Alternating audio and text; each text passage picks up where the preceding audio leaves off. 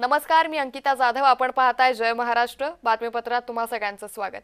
बातमीपत्राच्या सुरुवातीला बातमी राजकीय वर्तुळातून. एकनाथ शिंदेंची नाराजी संपेना असं चित्र आहे. कारण मुख्यमंत्री फडणवीस अजित पवारांच्या कार्यक्रमाला शिंदे गैरहजर राहिलेत. एकनाथ शिंदे यांची मुंबईतल्या कार्यक्रमाला हजेरी अपेक्षित होती. मात्र तरीही एकनाथ शिंदे या कार्यक्रमाला गैरहजर असल्याचं दिसून येतंय. तर काल राज्य मंत्रिमंडळाची साप्ताहिक बैठकीलाही शिवसेनेचे आमदार अनुपस्थित होते.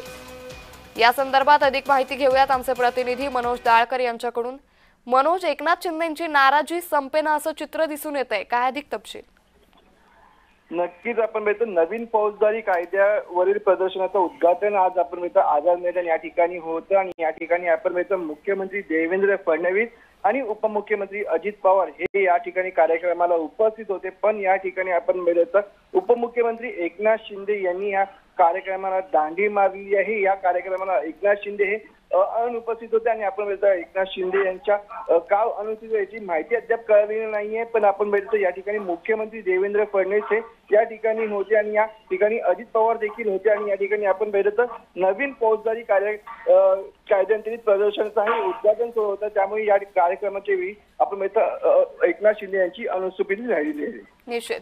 धन्यवाद मनोज, आपण दिलेल्या सविस्तर माहितीसाठी. मोठी अपडेट. स्थानिक निवडणुकांसंदर्भात सुनावणी पुढे गेली आहे. ओबीसी आरक्षणासंदर्भातील सुनावणी